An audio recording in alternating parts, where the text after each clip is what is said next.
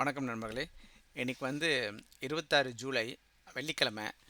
இன்னைக்கு மார்க்கெட் பார்த்தீங்கன்னா, ரொம்ப ஒரு அருமையான மார்க்கெட்டு. கிட்டத்தட்ட 428 பாயிண்ட் வந்து நேத்து குளோசிங்ல இருந்து அதிகமா போச்சு. இன்னைக்கு நான் வந்து வெளியில போனதுனால அதிகமா ட்ரேட் பண்ணல. பட் எக்ஸிஸ்டிங் பொசிஷன வந்து எக்ஸிட் பண்ணேன். அப்புறம் ஒரு ரீட்ரேஸ்மென்ட் ட்ரேட் ஒண்ணு பண்ணேன். அத பத்தி தான் இன்னைக்கு நம்ம பேசப் போறோம். நேத்து வச்சிருந்த பொசிஷன்ல டாடா கெமிக்கல் வந்து இன்னைக்கு எக்ஸிட் பண்ணியாச்சு. அது ரூ. 16,800 profit. So almost 4 point something 4% கிட்ட நமக்கு ரிட்டர்ன் வரும். ஸோ அதை எக்ஸிட் பண்ணியாச்சு. அடுத்தது பார்த்தீங்கன்னா, ஒரு ரீட்ரேஸ்மெண்ட் ட்ரேட் எடுத்தோம். அது வந்து ஒரு 3600 வந்து நிஃப்டியில் கால் ஆப்ஷன் பை பண்ணது. அது வந்து அந்த ட்ரேட் இருக்குது. ஸோ இதை பற்றி தான் நம்ம இன்னைக்கு பேச போகிறோம். ஸோ ஏன்னா இன்றைக்கி நான் வெளியில் போன வேலை இருந்ததுனால நான் இந்த ட்ரேடும் பண்ணல. லாஸ்ட் மினிட்ல நான் வந்தேன். அந்த ஆர்டர் எத்தனை மணிக்குன்னு பாருங்கள். அந்த ஆர்டர் பார்த்தீங்கன்னா கரெக்டாக வந்து 3:12க்கு ஆர்டர் போட்டு 3:15க்கு க்ளோஸ் பண்ணியாச்சு. ஸோ அப்போ 3 நிமிஷம் தான் அந்த ட்ரேட் நடந்தது. ஏன்னா ரொம்ப குயிக்காக எக்ஸிட் பண்ணியாச்சு அதுலேருந்து. ஸோ இப்போ இந்த ரீட்ரேஸ்மெண்ட் ட்ரேட்னா என்ன, அதை எப்படி பண்ணுறது வாங்க பார்க்கலாம். இப்போ நான் வந்து இங்கே நம்ம வந்து உங்களுக்கு சார்ட்டு, நம்மளுடைய சார்ட் இன்றைக்கி ட்ரேட் பண்ண சார்ட் இங்கே இருக்குது. அதுக்கு முன்னால் இங்கே வந்து ரீட்ரேஸ்மெண்ட்டு பாருங்கள். இதில் வந்து இன்வெஸ்டோபீடியாவில் உள்ள ஒரு கிராஃப் இது. இந்த ரீட்ரேஸ்மெண்ட்டுக்கும் ரிவர்சலுக்கும் உள்ள வித்தியாசத்தை நம்ம புரிஞ்சுக்கணும். அது புரிஞ்சுக்கிட்டோம்னா கண்டிப்பாக நம்மளால் ஜெயிக்க முடியும். இந்த ரீட்ரேஸ்மெண்ட்டுங்கிறதுனா, ஒரு ஸ்டாக் வந்து டவுன் ட்ரெண்ட்லேயோ அப் ட்ரெண்ட்லேயோ இருக்கும்போது நேராக ஒரே ஸ்ட்ரைட் லைனாக கீழவோ அல்லது ஸ்ட்ரைட் லைனாக மேலேயோ போகாது. இப்போ என்ன நடக்குன்னா, இங்கே பாருங்கள், இந்த ஸ்டாக் வந்து இப்படி வந்து மேலே போயிருக்கு. திரும்ப கீழே வந்து இந்த ட்ரெண்ட் லைன் ஒன்று இங்கே இருக்குது. அது ஒரு இஎம்ஐ போட்டு வச்சுருக்காங்க. அதில் வந்து தொட்டுட்டு அப்புறமா மேலே போகுது, அப்புறம் திரும்ப இங்கே வருது. ஸோ இந்த மாதிரி ஒரு குறிப்பிட்ட இடத்துக்கு வந்து அந்த சப்போர்ட் லைனில் அதை டச் பண்ணிவிட்டு மேலே போகிறதுக்கு பேர் தான் ரீட்ரேஸ்மெண்ட்னு பேர். ரிவர்சல்ங்கிறது இந்த என்டையர் சேனலையும் பிரேக் பண்ணி கீழே வந்துச்சுன்னா அதுக்கு பேர் தான் ரிவர்சல்னு பேர். ஸோ இதில் தான் நம்ம ட்ரேட் பண்ண கற்றுக்கணும். உதாரணத்துக்கு இப்போ நம்ம வந்து இங்கே போயிட்டு மார்க்கெட் ரிவர்ஸ் ஆகும் போல் இருக்குது, புட் ஆப்ஷன் வாங்கலாமா அப்படின்னா, இந்த இடத்த இந்த கோட்டை கட் பண்ணால் தான் நம்ம புட் ஆப்ஷன் வாங்கலாம். வாங்கினதுக்கு அப்புறம் பார்த்தீங்கன்னா நல்லா கீழே வந்திருக்கு. இதுக்கு பேர் ரிவர்சல். இது வந்து ரீட்ரேஸ்மெண்ட்டு. இதை வந்து நீங்கள் இன்வெஸ்டோபீடியாவில் போய் பார்த்தீங்கனாலே, அங்கே டைப் பண்ணி பார்த்தீங்கனாலே இதோடைய லிட்ரேச்சர் அங்கே இருக்குது. நீங்கள் அதை ஃபுல்லாக படித்து பார்க்கலாம். சரி, இதுதான் நம்ம வந்து அடிப்படையாக தெரிஞ்சுக்க வேண்டிய விஷயம். ரீட்ரேஸ்மெண்ட்டுக்கும் ரிவர்சலுக்கும் உள்ள வித்தியாசம். அதுக்கு அடுத்தது இன்றைக்கி எப்படி அது நடந்துச்சு அப்படின்னு பார்ப்போம். இன்றைக்கி பார்த்தீங்கன்னா, இப்போ நான் வச்சுருக்கிறது ரெண்டுமே வந்து 1 மினிட் சார்ட் தான் வச்சுருக்கேன். இது வந்து 2 மினிட் சார்ட்ஸ் இங்கே இருக்குது, இங்கே 1 மினிட் சார்ட் இருக்குது. இப்போ பார்த்தீங்கன்னா, காலையில் இது ஓப்பன் ஆனப்போ, மார்க்கெட் ஓப்பன் ஆனதுலேருந்து வந்திருக்கு பாருங்கள். இந்த ரீட்ரேஸ்மெண்ட் வந்து கரெக்டாக எங்கெங்கெல்லாம் நடந்திருக்கு அப்படிங்கிறத மட்டும் பார்க்கலாம் பாருங்கள். இது வந்து ரீட்ரேஸ்மெண்ட்டு கரெக்டாக இங்கே வந்து கீழே வந்திருக்கு. ஸோ அதுக்கப்புறம் அதை கட் பண்ணி மேலே போயிருக்கு. ஸோ அதே மாதிரி தான் இங்கேயும் பார்த்தீங்கன்னா, அந்த க்ரீன் கலர் இருக்குது இல்லையா, ஹைலைட் பண்ணியிருக்கு. அதுக்கப்புறம் இந்த க்ரீன் கலரை கட் பண்ணால் தான் மேலே. இந்த ரீட்ரேஸ்மெண்ட்டை வந்து நம்ம வந்து மார்க் பண்ணுறதுக்கு, அது மாதிரி ரெட் கலர் வந்துச்சுன்னா டவுன் ட்ரெண்டுக்கு போகுது, ப்ளூ கலர் வந்து க்ரீன் கலர் வந்துச்சுன்னா அப் ட்ரெண்டுக்கு போகுதுங்கிறத நமக்கு ஒரு சிம்டம்ஸ் கொடுக்கும். அதுக்கு நீங்கள் என்ன பண்ணணும்னா, இங்கே பாருங்கள், லேக்ஸ் ஆல்கோ ரேஞ்சு டிடெக்டர்னு ஒன்று இருக்குது.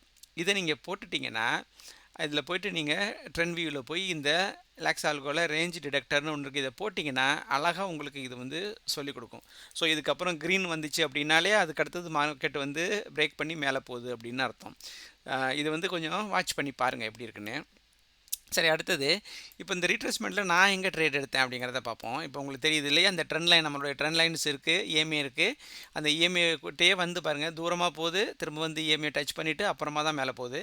இதுக்கு பேர் தான் ரீட்ரேஸ்மெண்ட். இப்படி மேலே போகுது, இங்கே போகுது. இப்போ பாருங்கள், இந்த இடத்துல வந்து இதை வந்து ஒரு ரிவர்ஸெல்லாம் நம்ம எடுக்க முடியாது. ஏன் எடுக்கக்கூடாதுன்னா, நம்ம வச்சுருக்கிற கேண்டில் ஸ்டிக் பார்த்தீங்கன்னா வந்து 1 மினிட்டை பொறுத்த வரைக்கும் இது ரிவர்சல்னு வச்சுக்கலாம். ஆனால் 5 மினிட்ஸ் போய் பார்த்தீங்கன்னா, இப்போ பாருங்கள், 5 மினிட்ஸில் பார்த்தீங்கன்னா அது வந்து ரீட்ரேஸ்மெண்ட்டாக தான் வரும். இப்போ பாருங்கள், எங்கேயுமே அது வந்து நம்ம ரிவர்சல்னு சொல்ல முடியாது. இது வந்து இந்த 17 இஎம்ஏ தொட்டுட்டு மேலே போயிடுச்சு. சரி, இப்போ நீங்கள் திரும்ப 1 மினிட்டில் போய் பார்ப்போம். இப்போ நான் என்ன பண்ணேன்னா, பார்க்கும்போது மார்க்கெட்டு இங்கே தான் இருந்துச்சு. நான் பார்க்கும்போது ஒரு க்ரீன் கலர் கோடு போட்டிருக்கேன் இல்லையா, இந்த கோடுலாம் போட்டிருந்துச்சு.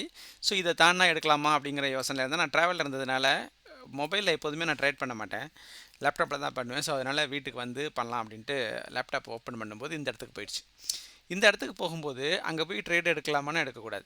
ஏன்னா இதுக்கப்புறம் பாருங்கள் எத்தனை கேண்டில் ரிவர்ஸ் ஆகிருக்குன்னு. எப்போதுமே ஆல் டைம் ஹையில் இருக்கிற போது நம்ம போய் ட்ரேடு பண்ணக்கூடாது. ஸோ அதுக்கப்புறம் மேலே போகுதா ஃபர்தராக நமக்கு தெரியாது. அப்படி அது போனாலும் பரவாயில்ல, நம்ம அதை போய் எடுத்தோம்னா இப்போ பாருங்கள், உதாரணத்துக்கு இங்கே 24,841 இருக்குது. அங்கே கட் பண்ணி எவ்வளோது வந்திருக்கு பாருங்கள், 811 வந்திருக்கு. கிட்டத்தட்ட 30 பாயிண்ட் வந்து நிஃப்டியில் வந்திருக்கு. அதே இதில் இங்கே பார்த்தீங்கன்னா பாருங்கள் எவ்வளோது வந்திருக்குன்னா 252க்கு போயிட்டு அது கீழே வந்து 199 வந்திருக்கு. கிட்டத்தட்ட 53 பாயிண்ட்டு. ஸோ 53 பாயிண்ட்டுங்கிறதெல்லாம் ஸ்டாப் லாஸ் வச்சா கண்டிப்பாக நமக்கு 20 பாயிண்ட்டு 10 பாயிண்ட்டுக்கு கீழே நம்ம ஸ்டாப் லாஸ் போனோம்னாலே நமக்கு நஷ்டம் நிறையா வரும். ஸோ அதனால் அந்த மாதிரி ட்ரேட் பண்ணக்கூடாது. ஸோ அதனால் என்ன பண்ணோம், வெயிட் பண்ணும்போது இந்த ட்ரெண்ட் லைனுக்கு திரும்ப அது வந்துச்சு. ஸோ வந்துட்டு இது வரைக்கும் மார்க்கெட்டு இது வரைக்கும் வருது, நம்ம ரிவர்சல் ஆகிடுமோ அப்படின்னு நினைக்கும் போது அது ரிவர்சல் ஆகலை. திரும்ப இந்த கேண்டில் வந்து புல்லிஷ் கேண்டிலாக மாறி இங்கே மேலே போக ஆரம்பிச்சிது.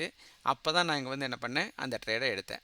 ஸோ அந்த ட்ரேட் எடுத்துகிட்டு ரொம்ப ஏன்னா மார்க்கெட் க்ளோஸ் ஆக போகுது, ஒரு 10 நிமிஷம் தான் இருக்குது. அதுக்குள்ளே நம்ம போய் ட்ரேடு ரொம்ப மேலே போகணும்னு எடுத்தோம்னா அது திரும்ப வந்துடும் கீழே. அதனால் வந்து 254 கிட்ட நம்ம ட்ரேட் எடுத்தோம். ஸோ அதோடைய ஆர்டர் புக் பார்த்திங்கன்னா உங்களுக்கு தெரியும். ஆர்டரில் பார்த்தீங்கன்னா ஆமாம் 254, நான் 53 சொல்லி தான் ஆர்டர் போட்டேன். ஆனால் அது ரொம்ப ஃபாஸ்ட்டாக மேலே பறந்துட்டு 54க்கு போயிட்டு 58, 45 வந்தது. அதுலேருந்து நம்ம வந்து குயிக்காக புக் பண்ணியாச்சு. ஸோ இந்த மாதிரி ரிட்ரேஸ்மெண்ட் ட்ரேடு எடுக்கும்போது நம்ம இதெல்லாம் கவனத்தில் வச்சுக்கணும். ஸோ இப்போ நல்லா கவனித்து பார்த்தீங்கன்னா இது வந்து 50 SMA, அந்த 50 SMA வந்து டச் பண்ணிவிட்டு மேலே போகுது இல்லையா. இந்த மாதிரி சமயங்களில் எடுக்கலாம். இன்றைக்கி பார்த்தீங்கன்னாலே காலையிலேருந்து மார்க்கெட்டு தொடங்கினதுலேருந்தே அழகாக எப்படி வந்து இந்த கேண்டில் ஸ்டிக் வந்து நம்ம செட்டப் வந்து ஒபே பண்ணுது பாருங்கள்.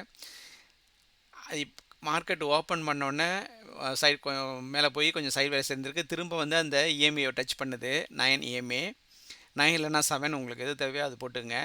அதை கட் பண்ணி மேலே போகுது. மேலே போனால் இந்த இடத்துல ட்ரேட் எடுக்கலாமான்னு எடுக்கக்கூடாது. அதுக்கப்புறம் நம்ம வெயிட் பண்ணணும். அது திரும்ப வந்து நம்ம கோட்டை டச் பண்ணணும். எப்போ நம்ம கோட்டை டச் பண்ணுதோ அதிலிருந்து ஹை எதுன்னு பார்க்கணும். இதில் வந்து கோட்டை டச் பண்ணுறதுக்கு முன்னால் ஹை எதுன்னு பார்க்கணும். இந்த இடத்துல ஹை இருக்குது. ஸோ இந்த இடத்துல ஹை இருக்குது. இந்த ஹையை வந்து கட் பண்ணணும். அந்த ஹையை கட் பண்ணால் தான் நம்ம ட்ரேடு எடுக்கணும். இப்போ உதாரணத்துக்கு இந்த இடத்துல சில பேர் சொல்லுவாங்க பாடியில் கூட எடுத்துக்கலாம், ஒன்றும் பிரச்சனை இல்லை அப்படின்னு. நீங்கள் பாடியில் வைக்கிறதுனா இந்த இடத்துல வைக்கணும். ஸோ வச்சிங்கன்னா 70 பாயிண்ட்டு. ஸோ 70 பாயிண்ட் வச்சிங்கன்னா நீங்கள் வந்து அந்த 3வது கேண்டில் எது இருக்கோ அதுக்கிட்ட இங்கே ஸ்டாப் லாஸ் போடணும். நீங்கள் அந்த ஸ்டாப் லாஸ் போடுறது பார்த்தீங்கன்னா இந்த இடத்துல போடணும். இந்த இடத்துல ஸ்டாப் லாஸ் போடணும். நான் அதை வந்து ஸ்டாப் லாஸை ரெட்டாக மாற்றிடுறேன். இப்போ பார்த்தீங்கன்னா உங்களுடைய பை வந்து 70, செல் வந்து ஸ்டாப் லாஸ் வந்து 65. நீங்கள் 10 பாயிண்ட் போட்டு 60 கூட கீழே இறக்கிக்கலாம். ஸோ 60 இங்கே வச்சிங்கன்னா கூட இருக்கும். ஸோ அதனால நீங்கள் இது வந்து ரொம்ப ஒரு கம்மியான ஸ்டாப் லாஸ் தான் வரும். இப்போ இதை கட் பண்ணி மேலே போகுது. ஸோ நம்ம எடுக்கிறது வந்து இந்த இடத்துல தான் எடுக்கிறோம். ஸோ அப்போ அதை கட் பண்ணி மேலே போகுது பாருங்கள். இதிலேருந்து 70க்கு நீங்கள் ட்ரேட் எடுக்கிறீங்க. எங்கெங்கெல்லாம் பெரிய கேண்டில் வருதோ அங்கே கொண்டு போய் அந்த ஸ்டாப் லாஸை வந்து நீங்கள் கொண்டு போய் தூக்கி வச்சுருங்க. ஸ்டாப் லாஸ் போட்டுக்கிட்டே வருவீங்க. 66 வரும். இந்த 66 கொண்டு போய் பெரிய கேண்டில் வந்தோடனே 76ல் வச்சுருங்க. 76க்கு அப்புறம் பெரிய புல்லிஷ் கேண்டில் எங்கே இருக்குதுன்னு பாருங்கள். அந்த க்ரீன் கேண்டில் அதுக்கு கீழே கொண்டு வச்சிடலாம். ஸோ இப்போ இந்த மாதிரி வந்து நீங்கள் வச்சுக்கிட்டே போனீங்க அப்படின்னா ஒரு குறிப்பிட்ட பாயிண்ட்டுக்கு அப்புறம் நீங்கள் அதை புக் பண்ணிக்கலாம், அல்லது வந்து அப்படியே தொடர்ந்து போய்கிட்டே இருக்கலாம். இன்றைக்கி பார்த்தீங்கன்னா ரீட்ரேஸ்மெண்ட் எங்கெங்கெல்லாம் இருக்குதுன்னு பாருங்கள். நேராக வந்து நம்ம ட்ரெண்ட் லைனை டச் பண்ணியிருக்கு. அதுக்கு அடுத்தது மேலே போயிடுச்சு. மேலே போயிட்டு திரும்ப வந்து ட்ரெண்ட் லைனை டச் பண்ணியிருக்கு. அதுக்கப்புறம் கொஞ்சம் சைட்வேஸில் இருந்திருக்கு. அப்புறம் பாருங்கள் இந்த ஹை இதை பார்த்துக்கணும். ரீட்ரேஸ்மெண்ட் வரும்போது அந்த ஹையை நம்ம கட் பண்ணும்போது தான் ட்ரேட் எடுக்கணும். உதாரணத்துக்கு இங்கே பாருங்கள், கரெக்டாக அந்த ஹையை தட்டினோன்னே பாருங்கள் கேண்டில் அப்படியே புல்லிஷ் மேலே போகுது பாருங்கள். ஏன்னா இந்த இடத்துல நிறைய பேர் ஷார்ட் பண்ணியிருப்பாங்க. அவங்க ஷார்ட் பண்ணும்போது இந்த இடத்த ஸ்டாப் லாஸ் போட்டிருப்பாங்க மேலே. ஸோ அப்போ 2-3 கேண்டில் வந்து மேலே போகிறதுக்கு நல்ல வாய்ப்பு இருக்குது. இப்போ 133ல் ட்ரேட் எடுத்திருந்தீங்கன்னா உங்களுடைய ஸ்டாப் லாஸ் பார்த்தீங்கன்னா 129, அல்லது அதிகபட்சமாக இங்கே கொண்டு வந்து போட்டிருந்தீங்கன்னா 123, 10 பாயிண்ட்டு. அதுக்கப்புறம் பார்த்தீங்கன்னா எவ்வளோ போயிருக்கு பாருங்கள். ஸோ இதே மாதிரி தான் அடுத்த இது பார்த்திங்கன்னா இந்த இடத்துல வந்து இங்கே வருது. ஸோ அதே மாதிரி தான் இந்த ஹைட்டு கட் பண்ணுது. கட் பண்ணதுக்கப்புறம் நீங்கள் என்ன பண்ணணும், அதை வந்து அந்த ஹைட்டை கட் பண்ணதுக்கப்புறம் தான் நம்ம ட்ரேட் எடுக்கணும். இதே மாதிரி எடுத்து போக வேண்டியதான். இதில் தான் நான் வந்து 254 அந்த ட்ரேடு வந்து எடுத்தேன். புரியுதுங்களா? ஸோ இதுதான், இப்படி தான் நம்ம ட்ரேடு எடுக்கணும். இது வந்து ரீட்ரேஸ்மெண்ட்டை பற்றிய ஒரு வீடியோ. இந்த வீடியோ ஸ்கிப் பண்ணாமல் பாருங்கள். உங்களுக்கு பயனுள்ளதாக இருக்கும்னு நினைக்கிறேன். ஸோ பயனுள்ளதாக இருந்தால் உங்கள் நண்பர்களுக்கும் ஷேர் பண்ணுங்கள், லைக் பண்ணுங்கள், கமெண்ட் பண்ணுங்கள். ஸோ நம்ம அடுத்த வீடியோவில் சந்திப்போம். மிக்க நன்றி. வணக்கம்.